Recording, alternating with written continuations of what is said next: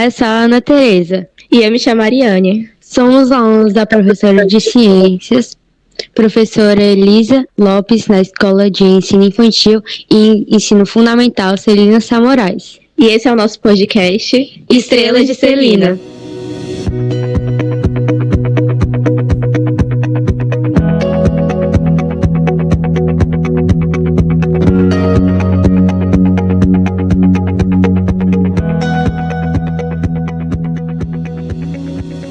Hoje é terça-feira, 10 de setembro de 2024, e estamos trazendo o segundo episódio do nosso podcast semanal. Pensando na inclusão, vamos fazer nossa audiodescrição. Como já havia falado anteriormente, sou a Ariane, sou amarela, olhos castanhos escuros, tenho 1,55 m, cabelos pretos e traços orientais. Já eu, Ana Tereza, sou branca, cabelos longos e pretos, olhos castanho escuro, tenho aproximadamente 1,57 m. Hoje vamos ter uma super conversa com Larissa Alves. Ela é psicopedagoga e já foi aluna do Celina Samorais. Seja bem-vinda, Larissa. Você poderia fazer sua audiodescrição para as nossas e nossos ouvintes, por favor? Olá, agradeço pelo convite. Sou Larissa Alves e a minha autodescrição é: sou morena, tenho cabelo curto, de cor preta, tenho olhos castanhos, tenho 1,70 m de altura e possuo algumas tatuagens pela pele. Gostaria de agradecer por sua participação, Larissa. Certamente somos gratas pela atenção e disponibilidade. Você poderia comentar um pouco sobre quem é você e sua formação, por favor? Bom, eu que agradeço pelo convite desde já. E falando um pouco sobre mim, eu tenho 26 anos, fui aluna do Celina Samorais. Tive uma passada bem bacana por essa escola, tive professores muito bacanas também que me ajudaram bastante no desenvolvimento e no desempenho de quem eu sou hoje. E falando um pouquinho sobre a minha formação, eu sou pedagoga e também sou psicopedagoga clínica institucional. Além disso, eu também faço MBA em Política e Assessoria Parlamentar e sempre estou nessa dinâmica da área da educação, então já fiz algumas publicações, porque também sou pesquisadora da área da educação. Seja bem-vinda. Então vamos lá. Hoje conversaremos sobre o assédio no cotidiano da mulher. Larissa, primeiro, você poderia nos explicar a diferença entre assédio e importunação sexual, por favor? A gente precisa entender que assédio sexual e importunação sexual ambos são violações, que acontecem ali no corpo da mulher, mas que essa questão de assédio e importunação, eles são diferentes nos termos da questão do direito mesmo, e também o que cada um diz. Então, o assédio sexual, ele ocorre quando, geralmente, há uma posição de poder ou de constranger a outra pessoa, e, obviamente, ali tem essa questão do sexual, de se retirar da pessoa ali uma vantagem sexual. Como é que isso ocorre no cotidiano, Por exemplo, o assédio, ele por muitas das vezes está ligado nessa questão de poder. Então, às vezes, uma pessoa que tem um cargo X na empresa, ele utiliza do seu poder, e aí quer dar um cargo ou alguma coisa para uma mulher, e ele se aproveita do seu poder e faz, e utiliza disso para fazer algo de natureza sexual. Então, ele acaba utilizando do poder que tem para tirar essa vantagem ali em cima da mulher. Já a importunação sexual, o que é que difere? Bom, a importunação sexual, ela pode ocorrer quando alguém realiza um ato de uma natureza sexual, só que sem o consentimento. Então, isso pode, por muitas das vezes, acontecer mesmo no nosso próprio dia a dia, em um local público, ou uma questão de uma importunação sexual no ônibus, ou você pegar em alguém, ou seja, é o contato da pessoa com o corpo do outro, sem que haja uma questão de poder ali, Então, a pessoa, ela acaba entrando no espaço do outro ali, da mulher, e utilizando disso para fazer essa importunação sexual. Atualmente, estamos acompanhando o caso do atual governo, na qual alguns casos de assédio foram a público. Qual o seu olhar sobre a situação que está se passando? Vamos lá. A gente, não só isso, que aconteceu essa questão de assédio, atualmente no nosso governo, mas que a gente sabe que, vez ou outra, tem se saído, né, se vê manchetes, infelizmente, com esse tipo de situação. E isso reflete muito sobre a nossa sociedade atualmente, né, sobre o quão ainda a gente tem, mesmo estando em pleno 2024, com tanto acesso à informação, a gente ainda trata de uma coisa que é complicada na nossa sociedade, que se chama essa questão de ser algo estrutural, né, de que é muito difícil se quebrar essa barreira do estrutural. É importante trazer à tona nessa questão, a questão de que ainda se tem muito essa questão do poder em que o homem ele se sente quando se trata do corpo da mulher. Então, quando a gente para falar sobre assédio, né, e sobre essa questão de importunação e afins, é sempre essa questão estrutural de que existe ainda na nossa sociedade de ser ligada ao poder. E, ao mesmo tempo, também, quando a gente para avaliar essa situação mais alto que tem, né, a gente consegue ver ali que são duas pessoas, um homem e uma mulher, ambos que representam minorias de diferentes esferas, e que, infelizmente, se nota muito essa questão estrutural. Então, são duas pessoas que, ambas com poderes, ambas representando minorias, mas que, apesar disso, a mulher ainda, né, tendo o acesso ao seu corpo, de certa forma, violada, independente ali do seu espaço, do seu poder. Isso mostra ainda o quão a mulher, mesmo estando em grandes esferas de alto poder, ainda sofre com isso, né? Não consegue se passar aquele respeito de dizer não toca no meu corpo. Então, isso é muito, muito triste. E isso mostra que a gente precisa, sim, estar debatendo sobre isso, falando sobre isso, se tornando repetitivo, sim, porque eu sei que, por muitas vezes, as pessoas falam, mas sobre isso, falar sobre isso de novo, ou então quando você abre um comentário,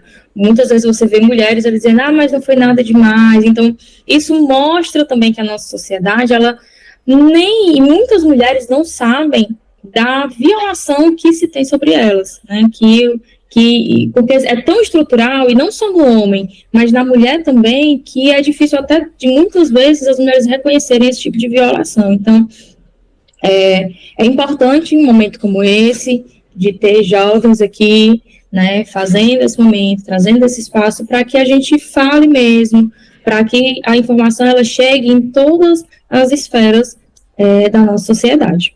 Como é para você ser mulher no mercado de trabalho, em específico na sua área? Pronto, falando um pouco sobre a minha área, eu não passo, né, por esse tipo de situação relacionada à importunação, assédio, porque ainda tem um público, né, que é, na sua grande maioria, mulheres. Mas o que é que acontece, né, dentro de tudo isso? Tem a questão da rivalidade feminina. Então, o que acaba entrando nesse espaço é essa questão da rivalidade feminina, de que a mulher ela precisa ser superior a outra mulher, de que as mulheres elas precisam brigar entre si para ter um espaço de poder. Então, isso é que se torna um pouco complicado na esfera do trabalho a qual eu estou atualmente. Mas ser mulher no mercado de trabalho, agora saindo um pouco da minha esfera, saindo um pouco da minha bolha e falando no termo geral, né, de todas as áreas que eu já estive, que eu já trabalhei, e principalmente por já ter trabalhado, né, e por trabalhar também em espaços de política e afins, que sempre vai existir essa questão de que é como se você estivesse sempre tendo que provar que você tem conhecimento, que você não é uma pessoa fútil, de que você tem, que você consegue estar naquele espaço, que você consegue debater sobre assuntos que não são tipicamente de homens, né, de que a política e de que falar sobre política de um termo total, ele não é um espaço apenas para homens, mas ele também é espaço para mulheres, e que mulheres que possam sim estar falando sobre isso e debatendo sobre isso. Então, ser mulher no mercado de trabalho, de uma forma geral, é sempre muito complicado, porque quando não se tem a rivalidade feminina de um lado, a gente tem essa questão do machismo estrutural do outro. Então, sempre tem uma balança que pesa bastante, que acaba fazendo e tornando o espaço da mulher no mercado de trabalho muito conflituoso por muitas das vezes. Você já passou por alguma situação de importunação sexual ou assédio no ambiente de trabalho, simplesmente por ser mulher? Caso sim, foi perceptível ou foi uma situação que você demorou para elaborar? Eu não passei por esse tipo de situação no ambiente de trabalho, e eu acho que isso se dá muito pela forma que eu me comporto, e eu acho que isso acaba assustando um pouco, e que bom, de certa forma, mas eu já tive amigas que passaram por esse tipo de situação, infelizmente por serem mulheres que por muitas das vezes muito simpáticas, né, que são mulheres maravilhosas, incríveis, mas que tiveram, infelizmente, essa situação de ter o seu espaço aí, né, o seu corpo violado por conta disso, por muitas das vezes acabar demonstrando como muitas das vezes eu já ouvi algumas vítimas falando, né, eu só estava sendo simpática e confundiram a minha simpatia com outra coisa, e a mulher acaba se culpando, só que não é culpa da mulher, né, a culpa é do homem mesmo por utilizar do seu poder por muitas das vezes, e infelizmente já tive amigas que passaram por essa situação. Agora sim, eu já passei por algumas situações de importunação sexual em um transporte público, né, a qual eu tive sim o meu corpo violado, e foi um momento muito constrangedor. Na época eu tinha 19 anos de idade, eu estava indo fazer uma prova, e aí, na hora que eu me levantei, que eu estava esperando para descer, então aconteceu. Então, foi um momento muito horrível, né? Eu não tinha me dado conta do que tinha acontecido, me senti muito suja, né? Você ter ali o seu corpo violado em um momento que você está indo para a faculdade, e, enfim, foi um momento muito desagradável, que me marcou de uma forma que não, né? Quando você para lembrar, é bem, bem triste. E que teve algumas vezes, sim, também já passei por algumas outras situações, mas não no ambiente de trabalho, né, mas em outros espaços, e que foram muito complicados. Já teve vezes de eu me revoltar, de querer ir para cima, de querer relutar. Então, não só no ambiente de trabalho, né, mas para além do ambiente de trabalho. A mulher, isso mostra que nós, mulheres, por muitas das vezes, nós não estamos seguras em nenhum dos locais, nem dentro de casa, ou às vezes no trabalho, ou no espaço de lazer. Isso mostra que nós, mulheres, a gente não consegue relaxar, né? A gente tem que estar sempre atenta, com o corpo sempre falando o que vai acontecer, é sempre uma situação, sempre um estresse ali instintivo, como se a gente fosse passar por uma situação de perigo, o que é muito triste. Larissa, você já desenvolveu algum trabalho voltado às mulheres? Pronto.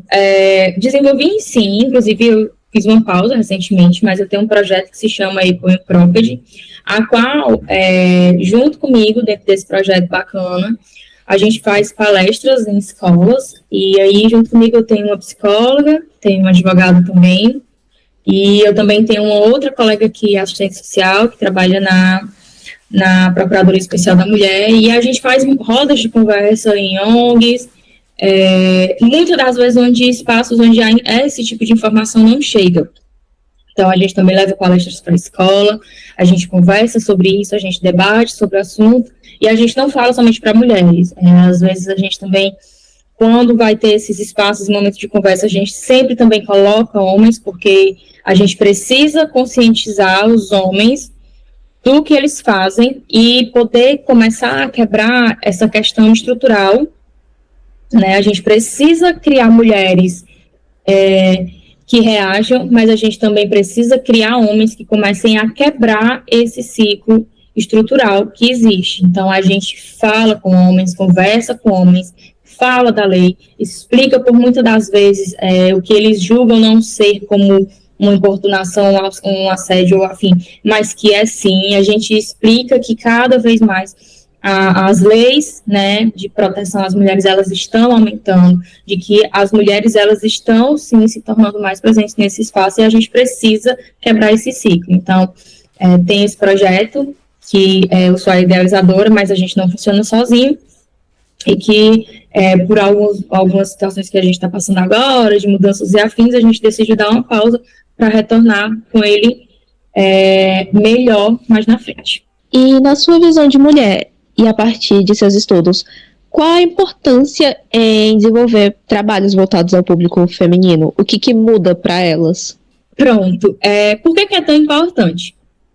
A gente tem que entender que a nova geração, que é essa geração de vocês, né, que é a minha geração, a gente tem sim esse acesso à informação, a gente está mais presente, mas existe uma geração de mulheres, como um todo, que não teve acesso a esse tipo de informação, e que, por muitas das vezes, reproduz, que a gente tem que entender que não são apenas os homens que reproduzem o machismo. O machismo, ele está enraizado em todos nós, sendo mulheres, homens, sendo pessoas, né? Então, o machismo, ele está estruturado na nossa sociedade como um todo, e a gente acaba crescendo nisso. Então, é importante isso, até para poder também mostrar para mulheres como a lei funciona, porque muitas das vezes a mulher está passando ali por uma situação de violência, está num relacionamento abusivo, está num casamento em que ela acha que para ser vista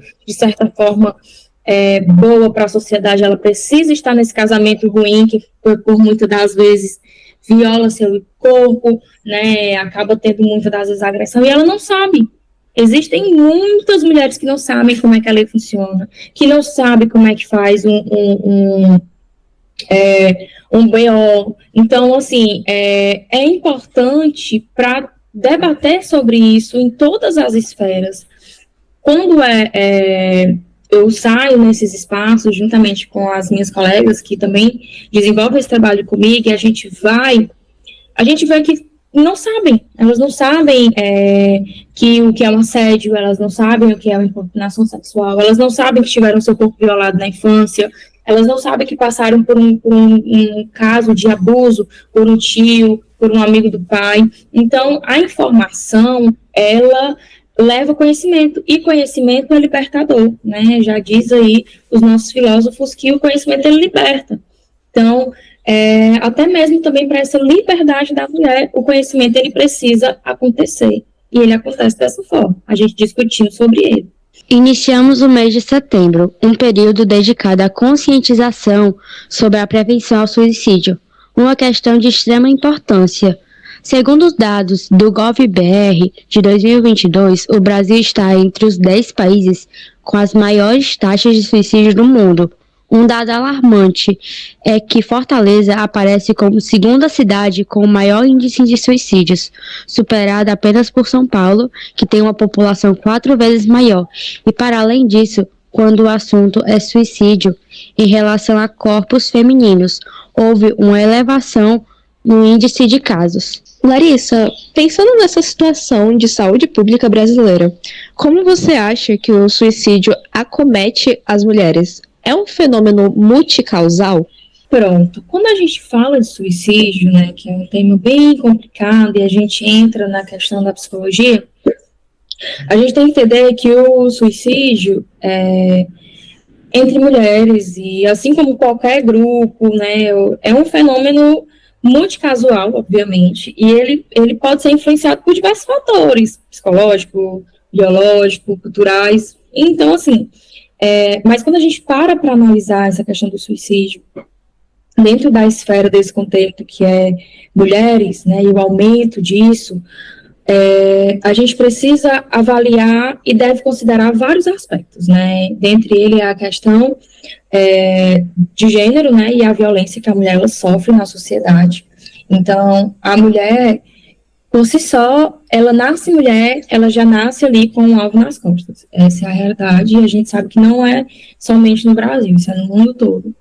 E aí elas acabam enfrentando e passando por muitos quadros de violência, né? Desde a sua infância, desde aquela criaçãozinha de cabresto, de que a mulher não pode fazer isso, de que a mulher ela não pode pensar tanto, de que a mulher ela precisa saber ouvir. Então, a mulher ela já cresce, de certa forma, acorrentada.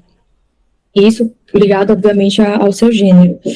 E, além disso, né, tem as questões de violência também, que a mulher acaba passando o assédio, o abuso, a discriminação, e a gente tem que compreender que tudo isso afeta a saúde mental da mulher. Além disso, além dessas questões de gênero, a gente também tem que entender a sobrecarga que a mulher tem na sociedade. Então, a mulher também ela tem que desenvolver ali o papel de ser mãe, ser esposa, ser profissional, ser muitas coisas. Então, a mulher ela também tem, além do gênero, além dessa violência, além de tudo isso que ela passa desde o início da sua criação ali, ela também passa por essa questão de sobrecarga, de que a mulher... eu acho até engraçado, porque eu tenho um pavor quando eu vejo alguém dizendo, mas a mulher, ela consegue fazer várias coisas ao mesmo tempo, e o homem só consegue fazer uma. E eu acho isso me deixa furiosa, porque a mulher, ela sabe fazer várias coisas ao mesmo tempo, ou ela é condicionada, para além da sua questão biológica, de fazer várias coisas ao mesmo tempo. Né? Quando é a mulher ali desde a sua infância, a gente sabe que muitos pais, quando tem um filho homem e uma filha mulher, a mulher ela já acumula mais funções do que o homem. Então, ela já cresce com essa questão de sobrecarga, de que você dá conta. E a gente tem que entender que, tirando até essa questão do gênero, não é só a mulher, é uma pessoa. Então, é uma pessoa que precisa de atenção, é uma pessoa que não vai dar conta de tudo, é uma pessoa que a sociedade ela vai bater em cima de uma forma discrepante, é uma pessoa, né, que vai lidar com situações e ela todo dia vai ter que provar que ela é maravilhosa, de que ela merece um cargo, de que ela merece tal situação. Então, assim, o psicológico da mulher, ele é muito sobrecarregado de muitas coisas. Então, assim, e é até engraçado, porque a gente para ver e é como se, assim, uma mãe muitas vezes está num limbo enorme, obviamente isso uma visão mais psicológica, de uma sobrecarga, então, assim, à beira de explodir, e ela não pode explodir. Porque alguém internalizou dentro dela de que ela vai dar conta de tudo. Então, quando isso acontece, né, ela lidar ali com uma grande tristeza, essa tristeza vai permanecendo, desenvolve, sim, um quadro depressivo agudo e acaba, obviamente, cometendo essa questão de suicídio, ou então, além da sobrecarga, passa-se por uma violência, e muitas das vezes ela tem, que é importante ressaltar, a mulher, quando ela passa por alguma violência, alguma oportunação, algum ato ali que viole seu corpo, ela precisa justificar milhares e milhares de vezes de que ela não teve culpa.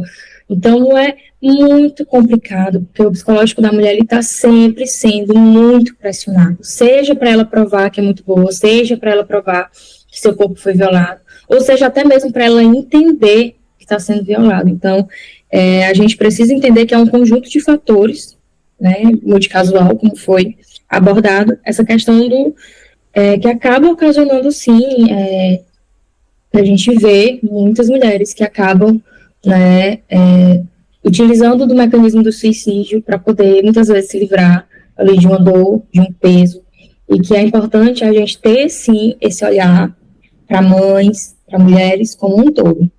Gostaríamos muito de agradecer sua presença e disponibilidade por participar dessa conversa conosco. Você gostaria de deixar algum recado, alguma recomendação de leitura, podcast, série para os nossos ouvintes? Pronto. Eu agradeço também pela oportunidade aqui de ter, né, falado um pouquinho com vocês. Caso vocês precisem, estou aqui. Podem me chamar, estou sempre aberto. Eu acho que esses espaços são espaços muito importantes dentro da nossa sociedade. E o recado que eu quero deixar, primeiramente, é de que a mulher, né, ela tem poder, de que a mulher ela é maior do que ela espera, e que a mulher, né, ela é a idealizadora do mundo. Então, a mulher ela é importante para tudo na nossa sociedade, e é importante que as mulheres reconheçam o poder e a força que elas têm. E uma leitura que eu quero deixar, e que eu acho muito bacana, e que foi um livro que me abriu muito a minha mente. O livro, né, que se chama Feminismo para Todas, para Todos e para Todos, da Márcia Tiburi, e assim, Feminismo em Comum, o nome do livro. Ele é um livro incrível, é um livro pequeno, de uma leitura fácil, e você entende o feminismo, e ele vai falar sobre o feminismo dentro de todas as esferas, e aí a gente precisa entender como ele funciona, a gente precisa entender essa questão do machismo estrutural, a gente precisa entender essa questão da autocrítica que a mulher muitas vezes tem, a gente precisa falar. Então, assim, é um livro muito completo, que vale muito a leitura, é uma leitura muito fácil, e que ele quebra muitos tabus, né, que a gente, quando fala de feminismo, o pessoal já vê uma coisa muito grande, de fato é uma coisa muito grande, mas vem de uma forma negativa, e esse livro, assim, foi um divisor de águas para mim e para minha construção enquanto pessoa. Novamente, agradecemos sua participação. Obrigada. Você sabia que existe um Instagram que trazemos um pouco mais sobre esses assuntos? Pois é, ele se chama Estrelas de Celina. Não perca tempo, siga-nos para acompanhar nosso trabalho de perto. Em nosso podcast existe um espaço para seus contatos e uma enquete. Participe, deixe sua opinião e sugiram temas a serem abordados nos próximos encontros. E para atender a todos, estamos disponibilizando um canal no WhatsApp. Isso mesmo, temos uma rede social para lhe ouvir de forma anônima. Anota aí o nosso número: 85-9652-3818. Vou repetir o zap: 85-9652-3818. Esse foi o nosso podcast dessa semana, mas antes de finalizarmos, gostaríamos de agradecer aos ouvintes do Brasil e do Panamá.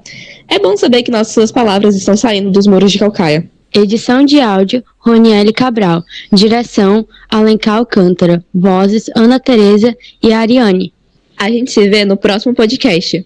Mas antes, envie o link dessa super conversa agradável para os seus amigos, familiares ou grupos de WhatsApp. Só assim você ajuda na divulgação do nosso trabalho e na luta por uma sociedade mais justa. A gente vai ficando por aqui. Até nosso próximo encontro no podcast das Estrelas de Celina. Até lá!